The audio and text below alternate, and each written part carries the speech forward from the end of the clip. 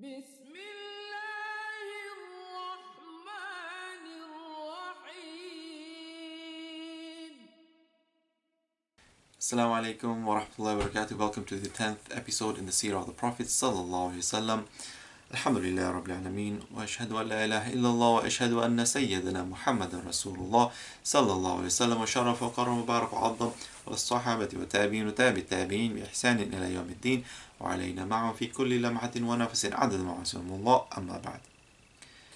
In this session it will be about the revelation, that first contact with the Prophet ﷺ by Jibreel alayhi salam, the angel who brings revelation, the king of all the angels. I will mention seclusion, i'tikaf, and the importance of it, the preparation by Allah subhanahu wa ta'ala for His Prophet and previous prophets, and then the revelation itself. To begin with, the Prophet ﷺ, now that he is married to Khadija radiallahu anha, the best fit, the best one who will be the greatest support for the Prophet ﷺ, he would still seclude himself. He would go and do i'tikaf and go to Cave Hira, from all places, where he would be by himself in contemplation, in reflection, and in such true form of the deen of Ibrahim alayhi salam. And the Prophet ﷺ would more or less be following his grandfather Abdul Muttalib's footsteps, where he also would go to Cave Hira to keep himself away from the busy, bustling life of Mecca. And here the Prophet ﷺ would be all alone. And it is a point for us in our lives that we need places of seclusion. We have i'tikaf, but the Prophet ﷺ here demonstrates to us he did i'tikaf before i'tikaf became fard.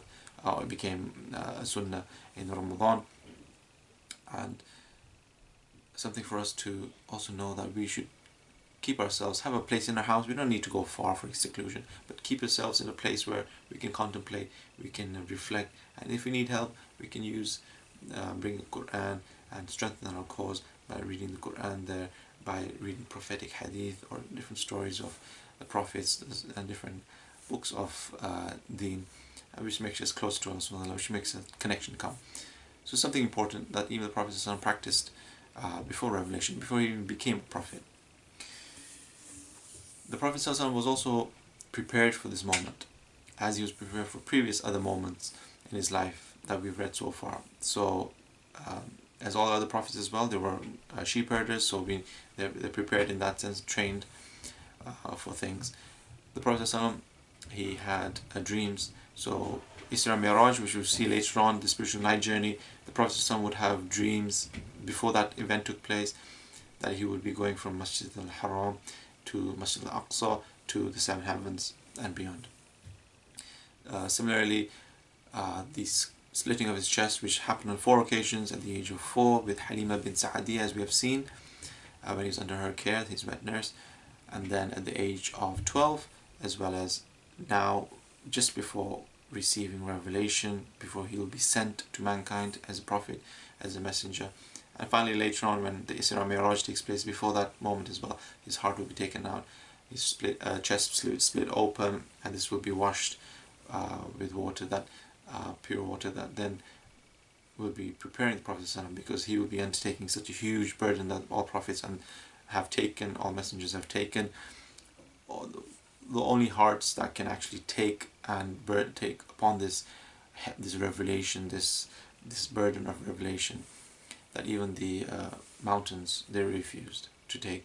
They wouldn't accept the Quran. It was only man, foolish man, who said, yes, I will take upon that responsibility. So the prophets are such the ones who are the ones who have been given this task. Allah chooses them. So when we speak about seclusion, the philosophers, they say that, any man can become a prophet, a messenger. He just has to be hard in worship. He has to keep himself away from dunya, keep himself secluded away from everybody, less intake of food, of drink, of any kind of worldly, physical needs, and through this he can attain and reach the stage of prophethood. which this is something we deny, we refuse, because that is a fadl, is a bounty, a gift from Allah subhanahu wa ta'ala to whomever He so chooses upon. And He chose it upon those who had the golden of hearts, the ones who are going to be shining examples for us. So seclusion is something very important. The Prophet ﷺ was prepared by Allah subhanahu wa ta'ala, and just how Allah subhanahu wa ta'ala prepares His prophets.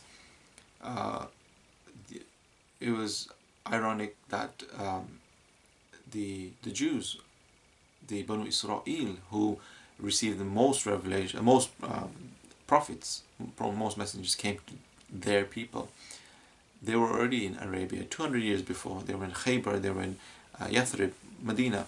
They were already dead 200 years before the Prophet was going to come and appear, before he was going to be born as well.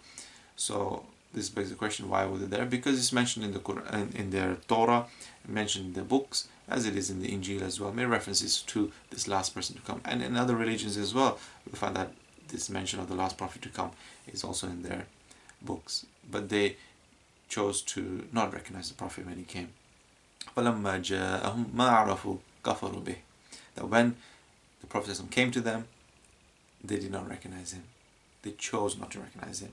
So, كَفَرُوا بِهِ, they disbelieved in him. And Allah, then that's it, He sealed their hearts, and that's it, their fate was sealed, that they would be the disbelievers, and we know the end journey for that.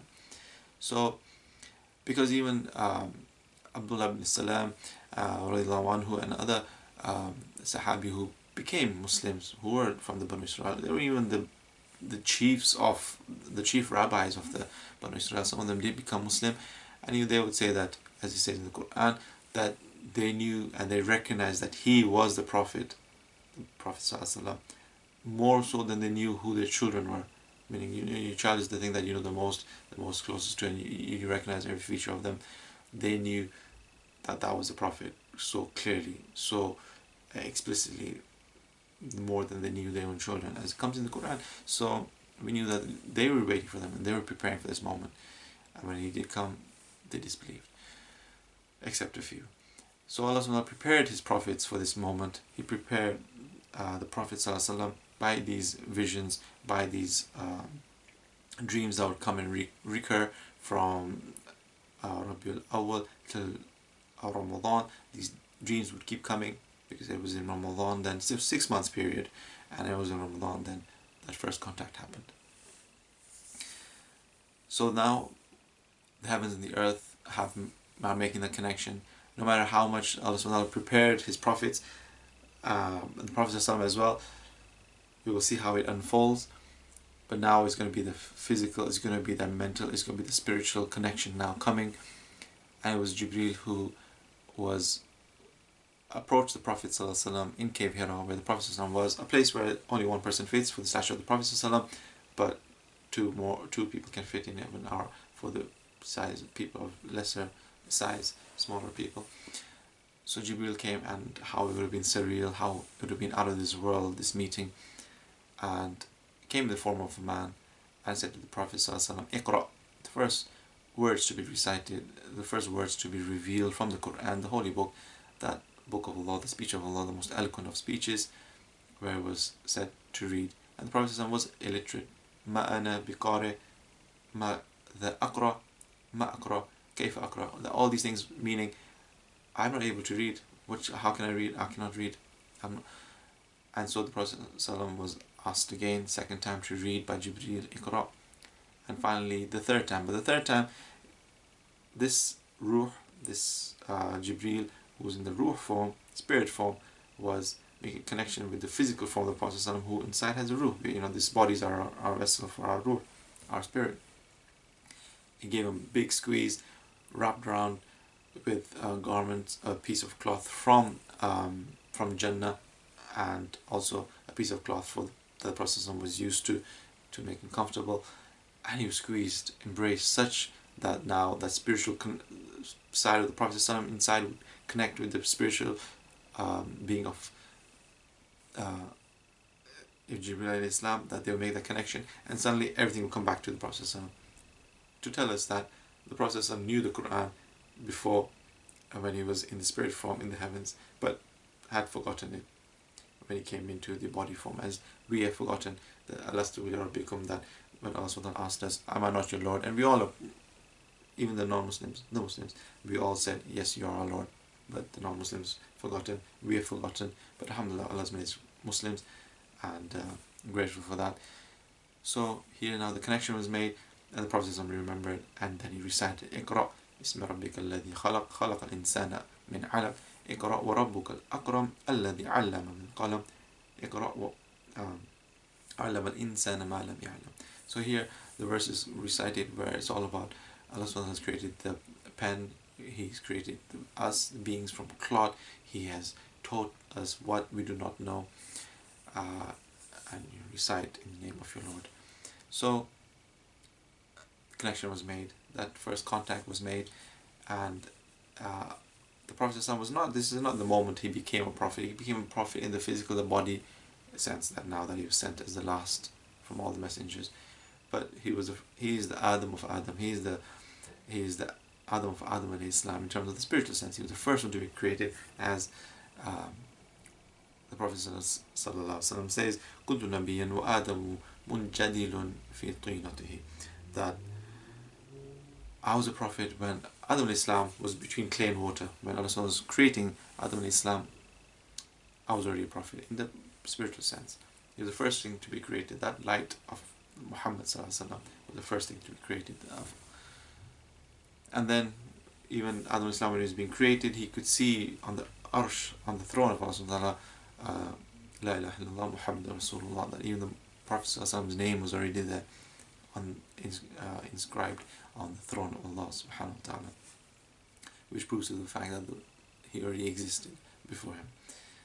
So the first revelation came, and it wasn't something that was easy to take for the Prophet ﷺ, and therefore he was full of shivering, he was full of, from his shoulders and everything, he was trembling, and it was such a difficult moment that we will see, as the Prophet says, Zammiluni, Zammiluni, Dathiruni, Dathiruni, cover me to his wife Khadija radiyallahu anha, and we will see how the story unfolds. But for now, revelation has come, and that moment has come, and from now for the next 23 years it will be all about the Prophet ﷺ teaching us, because this is going to be the last Prophet, the last messenger, all that we need to know to live this life and to complete this deen. وصلى الله على سيدنا محمد وعلى آله وصحبه وبارك وسلم.